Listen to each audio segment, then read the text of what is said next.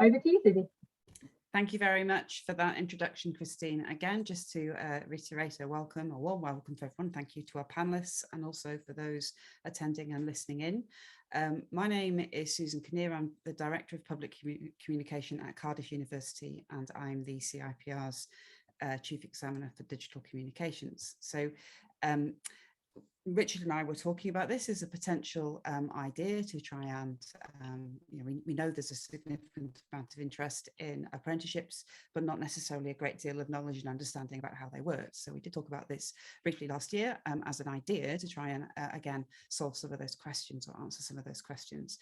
So we've put together some, questions that have come from our panel and also from the CIPR's Ed Skills group, which I'm going to be throwing away at our panelists in a few minutes' time. But if you wish to ask any questions yourself, please feel free. You can put them in the chat, and Christine will take a note of those as they come up. And again, we can put those to the panelists later on. Or if you want to ask a question, when we get to the Q&A session a little bit later on, please feel free to put your hand up using the little signal or symbol on the bottom of the screen there, or again you can put it in the chat box. So what I'm going to do first of all is I'm going to introduce or ask each of our panelists to introduce themselves for a few minutes, talk about who they are, their stage, and the approach that they've got to the apprenticeship journey, and then we'll start with some of the Q&As themselves. So I'm just going to go around my screen and invite people to talk one by one. Richard, you're closest to me on my screen, so shall we start with you? Richard's frozen. Okay, so we won't be starting with Richard. Kaya, are you able to introduce yourself? Yeah, so my name's Kaya. I actually originally started out as a software developer apprenticeship, but while I was doing a software apprenticeship, I worked on the digital marketing team. I actually found out that I liked PR communications a lot more better. So I managed to somehow get an apprenticeship in the civil service. So I'm now working in the Department for Transport. I'm about halfway through the whole thing right now, and I'm really quite enjoying it. I've had like huge networking opportunities, and I feel like it's really furthering me. Brilliant. Okay, well, thank you for that very positive introduction. Next, I've got Sarah Jane. Can you introduce yourself? Hi, hello. Sarah Jane. Hi, everybody.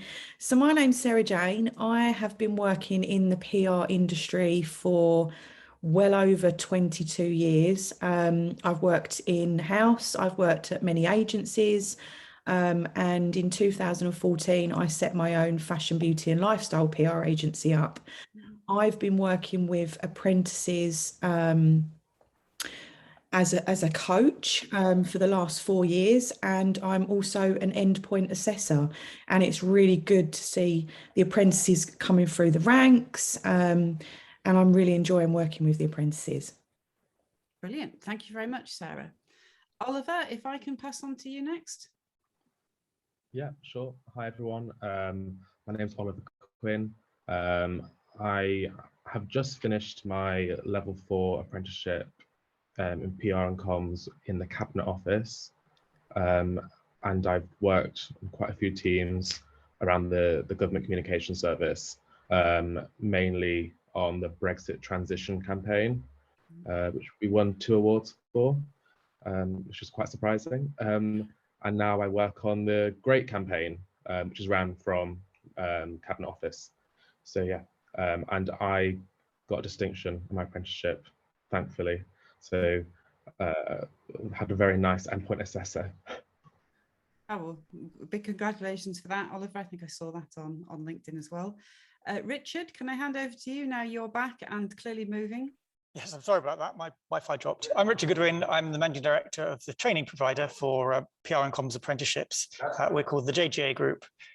We work particularly with the public sector, particularly on the Government Communications Service. So that's a central government contract working with all of the departments for communications assistance in government. And we work with various private sector organisations as well on PR and comms. Although we notice that at present, comms is more popular than PR in terms of the sort of backgrounds of the people we deal with. Brilliant.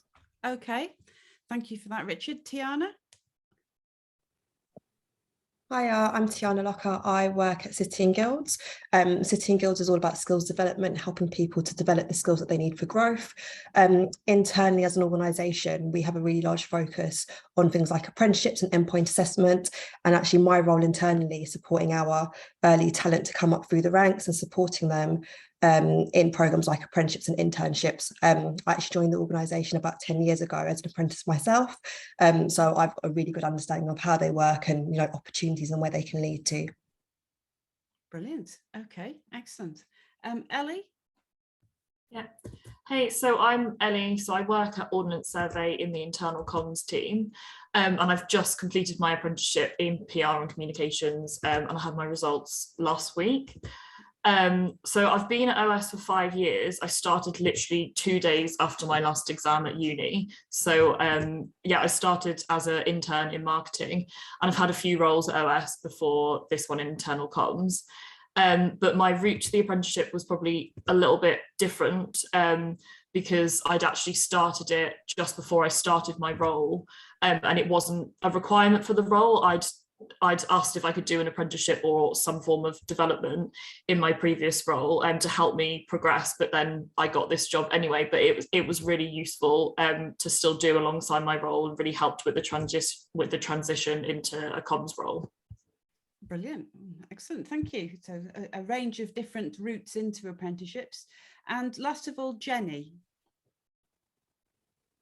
Hi everyone, I'm Jennifer Clowes and I'm the Internal Comms Manager at Ordnance Survey, where I work alongside Ellie. I've got 2 decades of comms experience behind me in various disciplines, but I'm a complete newbie to the world of apprenticeships. So this is the first time I've supported a team member with this, so really keen to share those experiences. Excellent, thank you. Wow, it looks like going to be a very interesting panel. Looking at the range of people that we've got here. So I've got a number of questions. As I said to those people who've just joined us, if you have further questions, hopefully you will, please feel free to put them in the chat, or you can save them for later for the Q&A session, and Christine will relay them to the panel. So let's start with Richard then, shall we? And some, again, some contextual background to where we are at the moment. We're in the middle of the Great Resignation. Supposedly, lots of people are telling us this. And competition for talent is greater than ever before. So how can apprenticeships help with that? And what are the benefits versus more traditional routes into PR and comms? I'm not sure that the apprenticeship is necessarily an alternative rather than a supplement to the additional routes. I think what the apprenticeships do, or what an apprenticeship is, maybe is a good place to start. And that is, it is a very hands-on way of learning how to be really good at the job, whether the job is a communications assistant or junior PR. And that happens because you work with a coach one-to-one each month, or you work, and in fact, you work with a tutor for a day a month. And then there's additional resources and online things you can do, storytelling classes and things like this to help you get your messages across. In terms of the war for talent and the Great Resignation, I think where it makes a difference is that it gives people a route into these sorts of roles, or to upskill themselves within the role, who haven't had a background doing that job. Clearly, if you're already a tremendously occupationally competent communications assistant, then an apprenticeship isn't for you. If what you're looking for is to transition someone into the role, whether that is a graduate who has studied a non-PR and comms degree, or whether it is somebody who's left school and hasn't gone into higher education and maybe not be very keen on education as a process, and sitting there in a lecture theatre with 50 other people, it's not right for everybody. And what the apprenticeship provides is a really focused set of learnings just around what you need to do that job really well. And that's delivered, like I say, one-to-one or in very small groups. So it's not education in a much more conventional sense, like it was at school with 30 people in the class or at university. And I think that's the difference. And for an employer, it increases the size of the pool you can dip into. For people who haven't had opportunities before because they don't work well with the conventional education system, it works. But equally, like I say, for graduates who've done very well, perhaps, but in other things, it is a mechanism to transfer the skills into a truly professional career. For example, you study in history. My mum studied history, and she came out, she was told she could be a history teacher or she could be a museum archivist, and that was it, bang. Now apprenticeships give you the opportunity to transfer into, in this particular case, public relations and communications, and to have really experts working with you, as well as, of course, your line manager and the internal systems within the organization, to make sure that you learn those skills. You're not just left to sink or swim and you find out, you learn the job over 5 years. This is a way of accelerating that and learning it really competently over about 15 months. Okay, excellent. So, I mean, the message there is it's very much open for all, then, isn't it? It's you know, the routes into it are various. It's not only one way of approaching this. Shall we maybe hear a little bit about the actual journey for some of our apprentices? Oliver, what made you choose an apprenticeship? Yeah, it's a good question. I had quite an unconventional journey after A levels. I did okay in my A levels. Everyone in my school was just told to go to university. Everyone goes to university at this stage, which is great because accessibility is so much higher than it was, say, when my mum went to university. But it sort of means that the other options aren't really explained to you. So I did a year at university. I didn't like it at all. And then I think a lot of people don't like the first year of university and they just sort of grin and bear it for the rest of the time.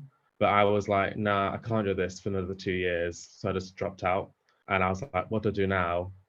And had a bit of a slump, but my partner sent me this advertisement for the apprenticeship at JGA.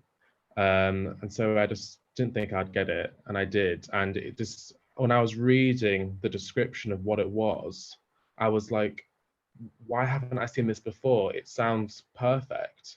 Like, I was someone who wanted to do rather than learn, and to have both, to be able to do both doing and learning, it just seemed almost like, what's the catch here? And I did it and it was amazing. Like, it was so much more suited to my learning style. I got to do it things practically at work, and I was in a really prestigious organization. So it was a great journey to get there. It was very complex and awkward at times, but I think if I'm looking back, I wish I'd just gone straight from A levels to apprenticeship, but because I didn't know, it took me on this weird winding path, but I got there eventually. Well, I think that's you know, a really good sort of signbout of what the journey of learning is like, regardless of where it is, sort of, you know, complex and varied. Ellie, I can see you nodding away there. Clearly some of that resonated with you. What made you choose an apprenticeship, especially as you are sort of 5 years post your degree anyway? Yeah, I think what you said, it did resonate, just because I was thinking when I was at school doing A levels, I didn't even know what an apprenticeship was. I thought you could only do it if you were a mechanic or something. And like, no one even, I mean, maybe I should have sought up the information myself, but no one kind of said, oh, there's these other options at uni. It was just, you can do maths, English, science, or whatever. And actually, I think why I'd not even heard of internal comms when I was at school. And I just think actually it was just quite interesting what you said, Oliver, that we just didn't know about these other options. And sorry, can you repeat the question again? Because I've gone off on a tangent. It was just what made you choose an apprenticeship, really? So what was the kind of stimulating background for why? I mean, obviously you were 5 years in, weren't you? Yeah. So I was actually about 4 years in now, I think about it. So I finished uni and literally 2 days later started at OS as an intern in marketing, did that for a year, then did another job at OS, and kind of after it must have been coming up for the 3 years, I thought I want a different role. I don't know, I suppose I didn't necessarily know exactly what I wanted to do, but I did want to progress at OS. And I did, in the role I was in, I worked quite closely with the internal comms team, and I thought, actually, that sounds like a great job. I'd love to do that. But I then actually started doing a marketing apprenticeship because that fitted better with my previous role. And then I interviewed for the job with Jennifer, and got the job, and said, actually, should I switch my apprenticeship to something a bit more relevant to the role? So that's why I switched over to the PR and comms apprenticeship. But I think the reason I picked an apprenticeship is I'd said to OS, I want to do some more learning, I want to develop. And the learning team had said, you can do an apprenticeship. We're really keen for people to do apprenticeships. Have a look, see what options there are. But I'm glad that they pushed that kind of learning, because I think it fits really well alongside your job, a bit better than if you were to go and do like another course that you couldn't do in work time. Yeah. Okay. So, I mean, that's an interesting point. So we've got Oliver, who's come in from, a non-graduate background. You've got yourself, who've used this for personal development, having come from a graduate background. Kaya, your experience is slightly different because you were already an apprentice, weren't you? And then have used this to completely transfer areas. It's a completely different skill set for you. Yeah, so I actually didn't even make it through sixth form, but I managed to find a web developer apprenticeship through a third-party organization.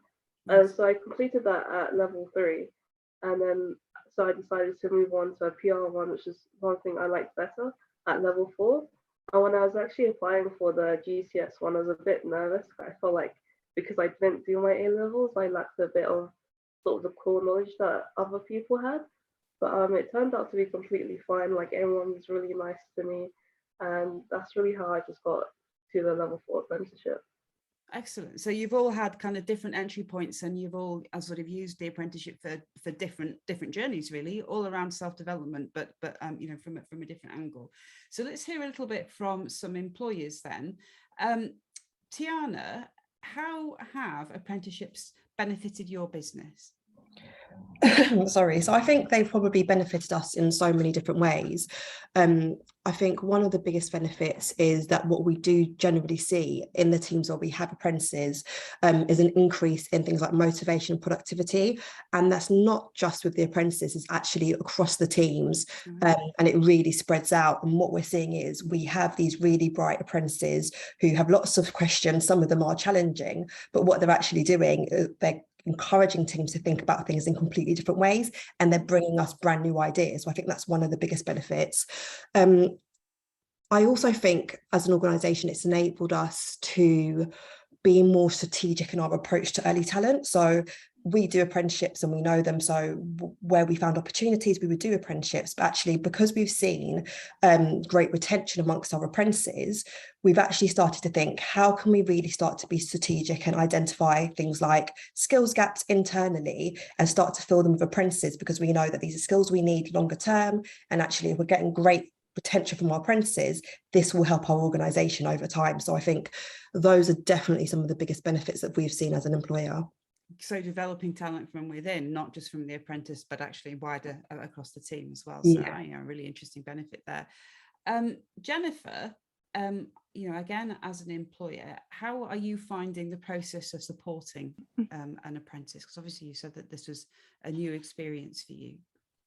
Yeah, it was a new experience. And I guess I've been really lucky in having Ellie as my guinea pig in that sense, because when you have someone with that commitment, with that motivation, as a manager, it spurs you on to really want to support that person.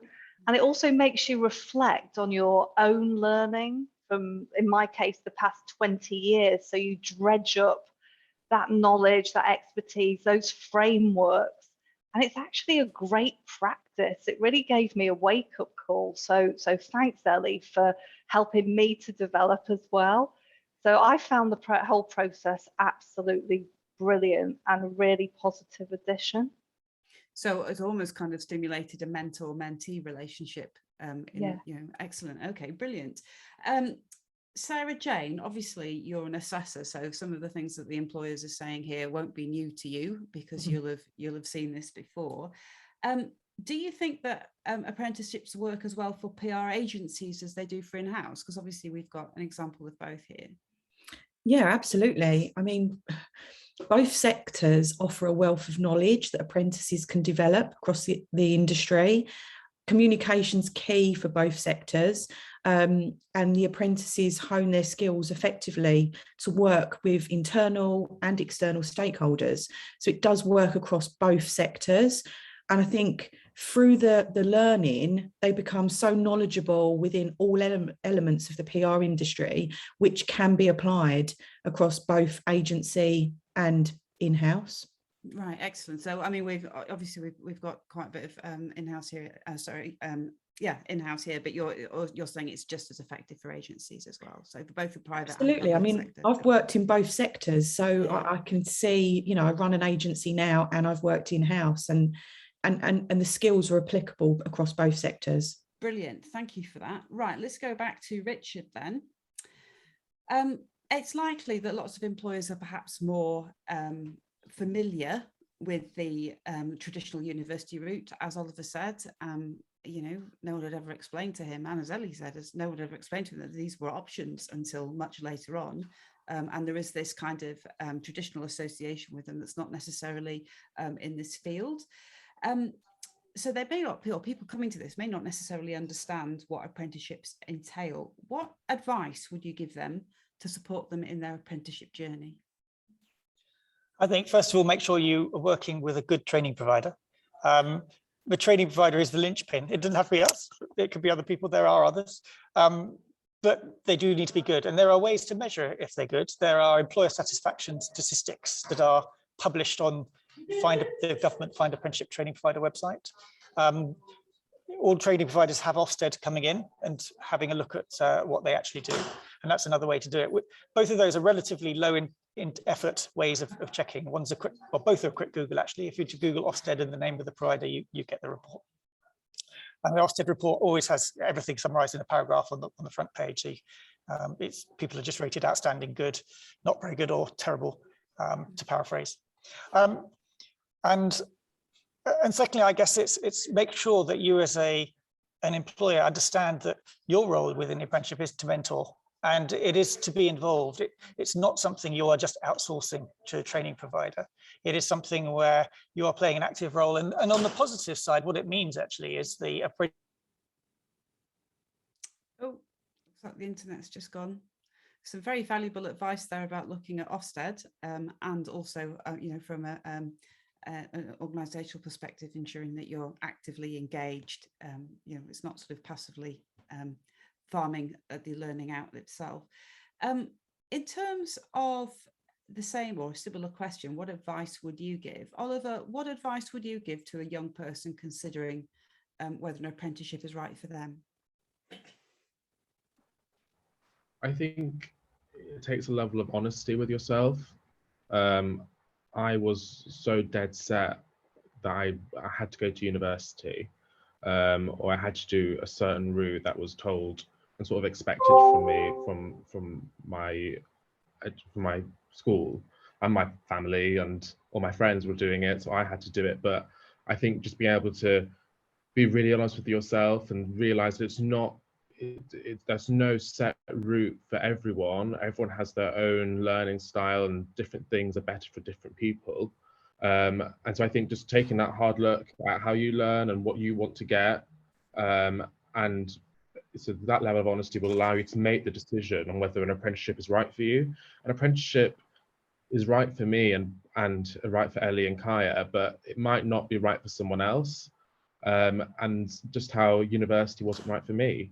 But yeah, I think all it requires is honesty and just self-reflection, and then you can make that decision, and it has to be the right one. I think that's a really important point about self-reflection, and it sounds like it's equally important for the employer in terms of approaching that mentor-mentee relationship, and something that the CIPR is really trying to promote in terms of developmental skills for people working in comms, actually. So I think that's a really good point. Ellie, what advice would you give, do you think?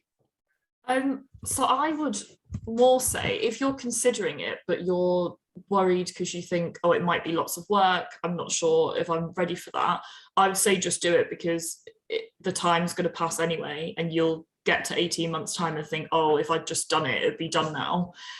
So that's kind of my advice. But I think it is lots of work, but you will get through it, and actually it is manageable. And especially now that I'm out the other end of it, I think, oh God, that was quite a lot towards the end, but it's done now, so I'm glad I did it. And the other advice would be, if you do it, just like make friends with the people on your course, because it's been such a savior to have a WhatsApp group with the other people on the course towards the end, when we're all stressed and struggling towards the end, to be able to just all chat to each other and run things past each other has really helped me get through it. To summarize though, my advice would be, just if you're worried about the work, just do it, because you will get through it and the time will pass. Okay, well, that sounds like a really interesting piece of advice as well. A lot of the time we say to students at universities that they're building their network for the rest of their career. So what you are arguing there too is it's perfectly possible to do exactly the same, build exactly those same networks with the people that you're studying alongside. So do you think that this is prepared you well for your current role? Do you think that that's there's been benefits there?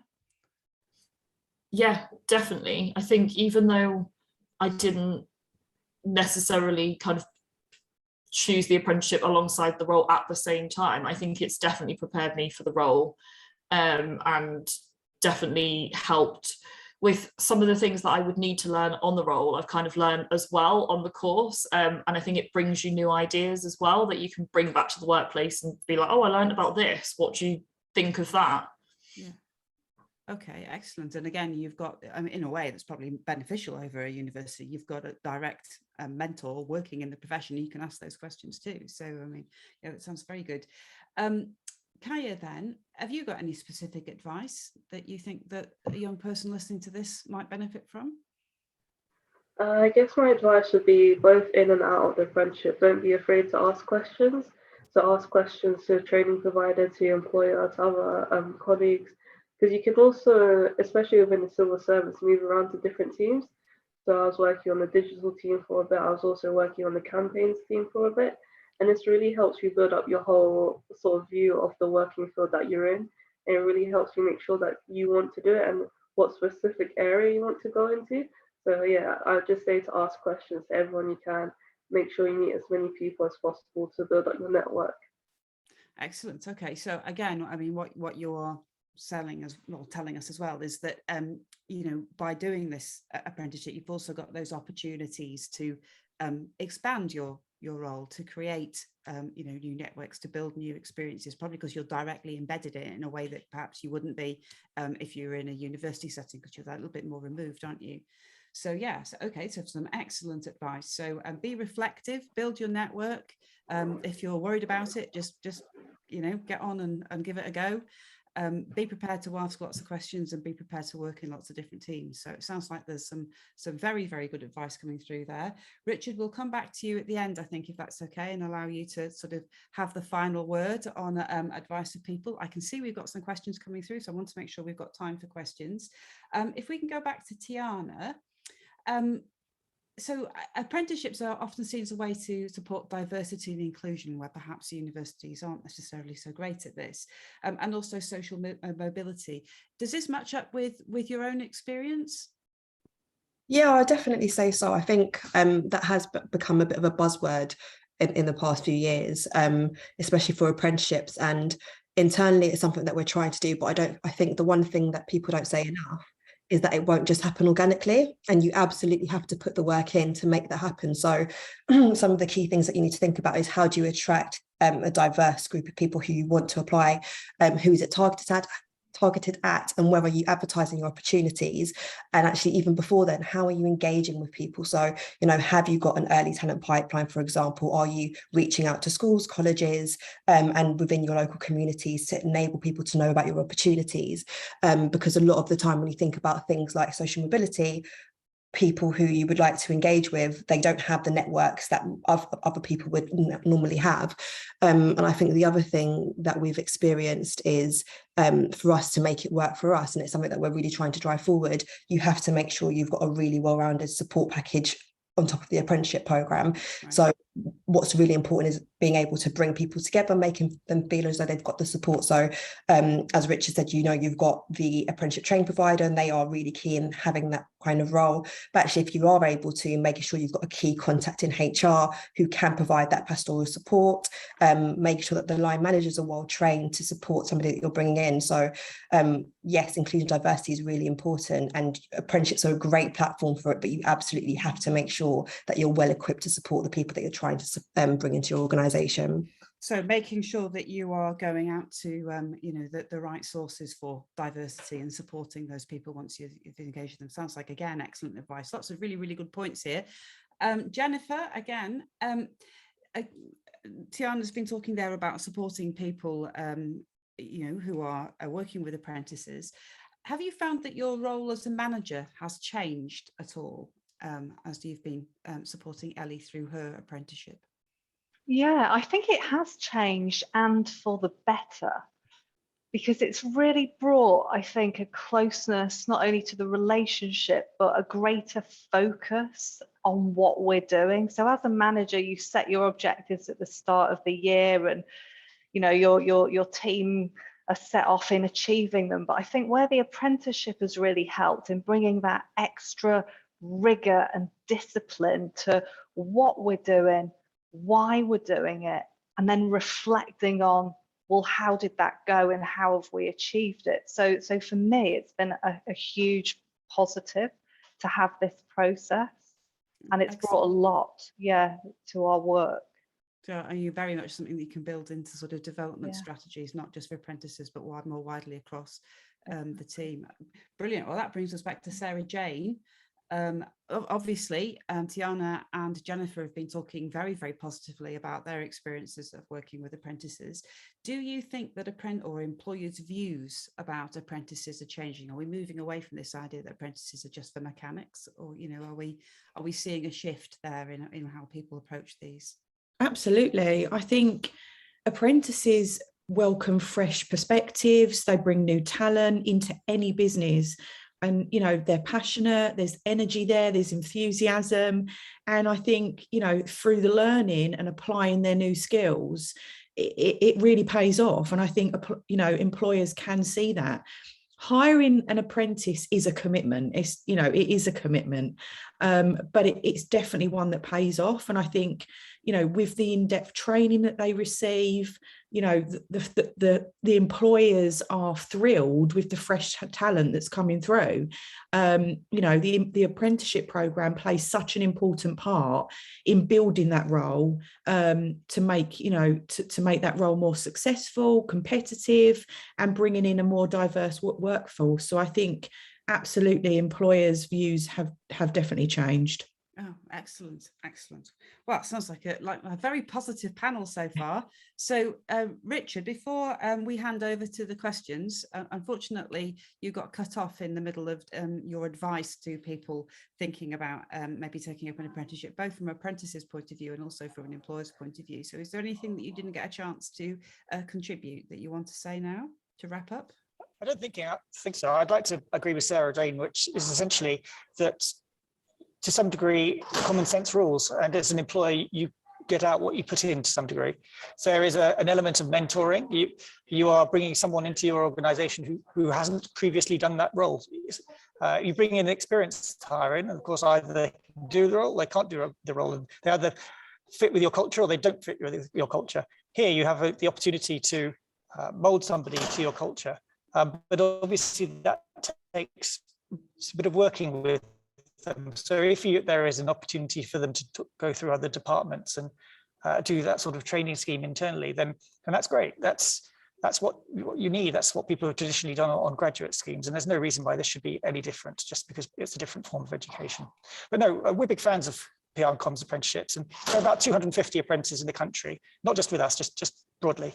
And the whole apprenticeship changed 5 years ago. So Ellie's careers advisor not mentioning apprenticeships. Yes, they existed then, but they were very different. And in the brave new world of apprenticeships, PR and comms, junior professionals are really well catered for. Yeah, excellent. Okay, so yes, I'm glad to see careers advice is changing. I was advised to be a secretary by the Careers Advising Service when I was at school, so things are definitely quite different now. Not that there's anything wrong with being a secretary. Obviously, I just would have been a really rubbish one. But if we look at the questions, thank you for that. So again, you're saying there, Richard, very much the same as Sarah Jane, that it's taking on an apprentice is a commitment, and you should be looking at trying to embed them more widely in the organisation if it's large enough to do that. So some questions that are coming in. We've got Binu here. I hope I've pronounced that correctly, Binu.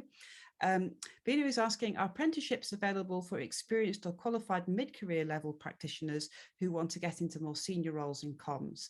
And is this available for international CIPR members? Richard, I think that might be a question for you. Well, in terms of the international aspect, an apprenticeship isn't a UK thing per se, in the sense that it's a course, and it's a set of coaching and a set of seminars and so forth. And anyone, particularly when we deliver using Zoom and Teams, anyone from anywhere can join that course. What is UK centric is that it is specifically funded in the UK primarily by the government. Large organisations have an online tax account, if you like, which they could use. And for smaller organisations, oh, can you still hear me? Because yes, everyone's, my signal's unstable. Yeah, we can hear you. Oh no, we've lost Richard again. Oh no, are you back again? Oh right, sorry. You're in and out. So the course translates. Can you hear me? Finances are UK focused, otherwise it's just be paid for as a regular course, is the short answer. And do drop me a line afterwards, because there are all sorts of things at different levels, and we're happy to talk about it.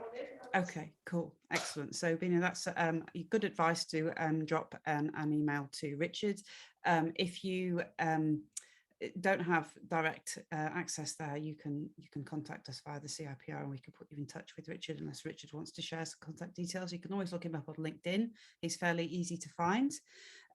So I guess the question you're asking as well is that there's a second question about remote access here. I think Richard's probably saying that you can do some of this remotely. I guess that very much depends on the conditions of your employment. Would that be correct? Sarah, are you able to talk to that at all? Yes, I think it's a mixture of both. JGA, we do remote, and we also do face-to-face training. So we have training sessions with tutors that are face-to-face. So there is that kind of hybrid learning. Okay, excellent. Just I will come on to Leslie's question in a minute, but just to try and round off maybe what Binu's asking too. I think one of the things he's saying is it might be quite a good way of learning and understanding the UK comms context, maybe for somebody from outside the UK. I certainly have had international students speak to me and say that they're struggling to get work in the UK because they don't really understand the cultural landscape of comms in the UK. If somebody was perhaps given from a visa to work in the UK, would they be able to apply for an apprenticeship, or is it open for UK nationals only? Does anyone know the answer to that one? Generally speaking, it is open if you have the right to work in the UK. Okay. The biggest barrier in the sense is if you have studied PR and comms at university or somewhere else, if there's a big overlap between that course and the apprenticeship in terms of content, then the government, for obvious reasons, says, oh, we're not very keen on paying for most of the cost of this course when somebody's already studied it. Yeah, okay, fair enough. So it is very much dependent on the individual context, but it is possible as something to explore. Yes. Okay, thank you for that, Richard. Right, now on to Leslie's question, who's been very patiently waiting there. I am supporting a young person on an internship at the minute, and we are interested in the apprenticeship route as her next option. Richard just mentioned working with a good training provider. Can you share some of these, please? Well, you mean other than Richard, obviously, other than JGA. Do we know where? I think Richard said you can look them up on the Ofsted site. Yeah, I mean, I'm happy to say. So as far as I know, by market share, if you'd like to measure it that way, we're the largest provider. And the other people that you will all know who are also around and about and doing apprenticeship is the PRCA, who have an apprenticeship training arm. Yeah. Okay, excellent. That's an interesting step forward though, Leslie, isn't it? So you could see that as being quite a logical route for someone who you wanted to take on as an intern, but perhaps they weren't in the position yet to put, or they weren't perhaps skilled enough yet to put into a full role. So if you didn't want to lose that skill, if you wanted to continue to develop it intern or in-house, obviously I think an apprenticeship could be a really good way of doing that. Okay, I think we've got some more questions, which Christina is just fielding to me at the moment. Roxy, is it possible to do apprenticeships remotely? I think it's possible to do the training element of the apprenticeships remotely, but I guess it depends on the terms and conditions of your employment with the employer. Is that correct? Yes, you have to be employed in the right sort of role, so a junior PR or comms role, and your employer has to agree. In terms of the actual delivery of the training, although Sarah Jane says correctly that for the Government Communication Service, we deliver the seminars in person, actually for everything else, we deliver them remotely. So absolutely, they can all be delivered remotely. Brilliant. So there's so much flexibility by the sound of this. You can do it in a whole range of different ways, different parts of the organisation, different skill sets. It sounds really great. So question from Tiana. Well, not from Tiana, but a question that's come in linked to what Tiana was talking about. She talked about apprenticeships that can help to build talent from within. So Tiana and Jennifer, this is probably a question for you. Do you notice any impact on loyalty to the organisation as a result? I would definitely say so. I could use myself as a case study to say that I started as an apprentice and I've been with the company for 10 years. And I think that my learning kind of experience while I was in the organisation as an apprentice was so well varied that I absolutely loved my time, and actually I felt that I was really nurtured as an apprentice, and that's made me really want to stay in the organisation for a really long time. And actually it's given me so much exposure to different parts of the organisation, but actually in terms of having sponsors within the organisation who are there to support me, it's helped to accelerate my career. So I can absolutely see that I feel loyal to my organisation, and actually I've seen it with many of our apprentices over the years who, as I said, we have really great retention rates, and I think a lot of that is down to them having a great experience and that loyalty and them wanting to stay with us for a period of time. Yeah, so that positive experience builds a kind of understanding of the culture of the organisation and results in loyalty to it. Sounds really well aligned. Jennifer, what's your experience, or is it sort of still too early to tell? I'd say compared to Tiana with her very broad view and wide sample section, I've only got one person to go on, and it is still early days, so I will reserve my judgment on that one. Sounds very wise. Okay, so Sarah Jane mentioned the positive impact apprentices have on teams. So this is energy and enthusiasm and what have you. Kaya, Olivia and Ellie, is this something that you recognise? So do you feel that you being or your role as apprentice is, sorry, I can't speak now, has a positive impact on the teams that you are working in? And how have those wider teams responded to having an apprenticeship, an apprentice in the team? I think you can probably answer the first part, but we may need to go back to the other members for the second. So have you noticed a sort of like an energizing impact on the teams that you're working with? Kaya, shall we start with you, see what you think? Yeah, so within my team, I'm sort of the youngest by quite a bit. It's like completely huge generation gap. So I've sort of, I guess you could say, brought in Gen Z ideas. So this has like sort of made our tweets and our Instagram posts a lot more flexible, a lot more, I guess, quote unquote trending. We're also looking at getting a TikTok for the DFT. So I guess just new ideas and like new angles that maybe slightly older people wouldn't have thought of. Yeah, so that brings a new energy to the actual dynamism of the team itself. So yeah, I could definitely see how that could be positive. And also, I mean, you know, depending on which stakeholder groups they're trying to access, you might have a stake in that as well, mightn't you? A better understanding if they're trying to connect with younger people. Ellie, you were frowning and looking very confused about that one. Whether you didn't mean to frown. I think I was just trying to think, because I'd not been in that team, not being an apprentice, so it's hard to kind of know the impact because I've only ever been in that team as an apprentice. But I was just kind of thinking about the impact, I suppose, of working with other people on the apprenticeship and the people that you meet, I think that sometimes does bring, for me, new energy and ideas, because they all work in different businesses. So it's just kind of interesting to hear what they're doing and how their business approaches things, because I think, especially for me, where I'd not been in an internal comms role before, I've only kind of learned internal comms from this is how OS does it, but it's kind of really interesting to hear how other businesses do it, and other platforms or channels that they might use. I think that sounds, a really good answer. One of the things that I found, certainly with working more broadly across organisations, is that you start to become very aware of how similar some of your shared language is and your understanding of certain things. We have a tendency to think that we sit within a comms silo and everything that we do is only comms, and then you start to broaden out and connect with other people across organisations, and you realise that you have the shared understanding of different functions. Oliver, are you an apprentice on your own in your team, or are there more? Is there more than you that are apprentices? Yeah, sort of. So when I was an apprentice, there was about 4 of us in the cabinet office, and I think around about 30 civil service wide across maybe 20 departments. So you don't really speak to them. I was on my own in the team, but I think, like Kaya said, the age gap was definitely a big thing. Yeah.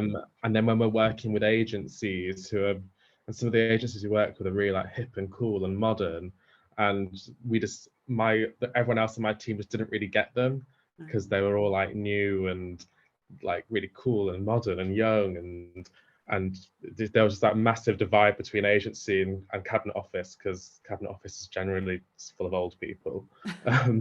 But yeah, so I won't tell Alex you said that. Yeah, please don't. But I remember trying to persuade them to include Snapchat in one of our paid media plans, to encourage people to renew their passports, and they just had no idea how it worked. And when I showed them like the facts and the outreach and the insight around Snapchat and the reach it had amongst the generation that needed to do it, they were just sort of a bit baffled by it. But otherwise it just would never have been thought of, unless someone my age who had spent my like teenage years being on Snapchat, they wouldn't have probably realized that. So it's the new ideas, definitely, and just sort of the different approaches. You look at everything with a fresh pair of eyes, because I have no preconceptions on what comms should look like. Yeah. So I'm just looking at it from as it is, what it is, and I'll be honest about it. That must be one of the key differences as well between hiring a graduate and from a comms background and hiring an apprentice, is that no preconceptions. So if you're hiring a graduate, they come to you with preconceptions of what they've been taught comms is about by their university professors, who are usually my age. So again, totally different ideas. So yeah, so it sounds like you are bringing lots of different energy to this. Is this something that you've noticed, Tiana and Jennifer, at all? Jennifer, should we start with you? Yeah, sure. I mean, at OS, we have a whole package of routes in and training and development with our always on mindset. So I think we are open-minded and thinking how the apprentice can bring those, real world skills into the organization. It's something a bit different. And as I think someone said, you've almost got that opportunity to mold people. Perhaps it was Richard who mentioned the culture of the organization. So yeah, I see that as a huge benefit for organizations hiring apprentices. Excellent. Okay, right. So again, lots of benefits there. Going back to a question that I've just been passed here in the chat. We've talked, which I think probably be our last question, unless anyone's got any final questions which they'd like to put into the chat box for Christine to pick up. But final question that I've been fielded here or being sent here. We've talked quite a lot about careers advice, and we've talked about trying to improve understanding of what apprenticeship's about. What more do we think needs to be done to help both employers and potential apprentices understand the opportunities, recognise the value of this process? What more do you think that we need to do? What could we be doing as a profession? Anyone fancy tackling that one? I'm happy to give. You go Sorry. on now. Oh, thank you. I think what I always wish, looking back, that I'd had in school, and how we can get more people to do apprenticeships, and I wish that people had come to my school and spoken about it. Like, if the CIPR could reach out to schools and think, can we just have an hour slot with your sixth form or with your GCSE students in year 11, or even in year 10, just say that this exists and it might be a better match for you than university. And I think it would just give that awareness that doesn't really exist at the moment, or it didn't exist when I was there. I'm not sure what it's like now. I know people that do apprenticeships in the Bank of England, and they go round schools and speak about it in schools at the Bank of England. And I think that's really good what they're doing. But obviously, like, the Bank of England can't do everything. And I know, and I'm sure the CIPR do some outreach, but I'll be interested to see what they already do. But yeah, I think just that outreach, like the one-to-one aspect, getting in front of people's faces and making people listen. Yeah. I think that's the key thing that I think would be really good.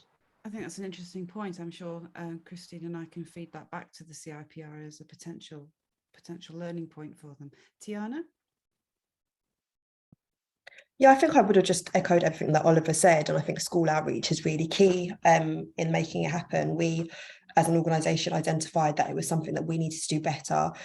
So we set up a programme where we had all of our apprentices become ambassadors, and they'd regularly go in and out of schools to talk to other young people about the opportunities.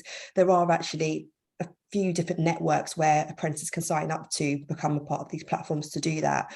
But I think organisations, if you really want to get your name out there, you have to go out and you have to talk to your local schools and colleges and let them know about your opportunities, because actually, if you're an organisation which they're not aware of, they won't think of joining your organisation, and they won't think about apprenticeships within your organisation.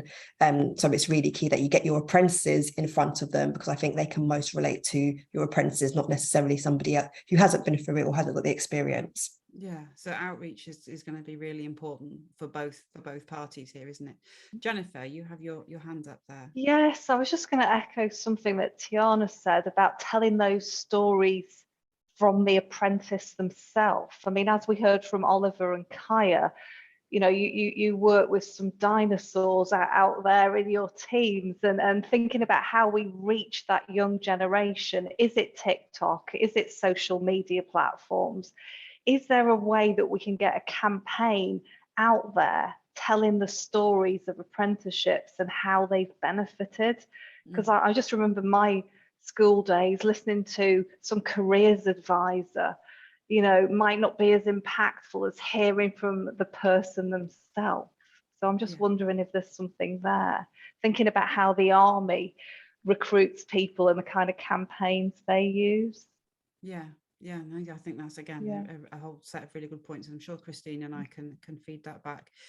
Richard, there's anything that you want to add before we wrap up? I don't think so. I think that public relations and communications is a well-established profession compared with some of those that we work with. There is still a lot of people who enter the profession by accident, as an accidental career, but equally there are a lot of people who come through the universities and make deliberate choices to study it. So I think the apprenticeships are another tool for the profession to bring a different sort of people in, and people from different backgrounds. Yeah, and clearly one that sounds like it's very valuable. Christine, are you happy to wrap up? Thank you so much to all of our panelists for that amazing discussion. I think there's been so much covered, and it's been wonderful to hear experiences. And I think equally a lot of really valuable advice that we can take back, both to CIPR, but also that hopefully we can take back to our own organisations. I used to work at City and Guilds with Tiana, and have been an advocate for apprenticeships ever since, because seeing the impact of what they can provide to teams, and also the impact on young people is just incredible. So I really hope we can keep this conversation going, inspire more people about the opportunities that apprenticeships offer, and really help to drive a bit of a change within the PR industry, because it's so important for us to do.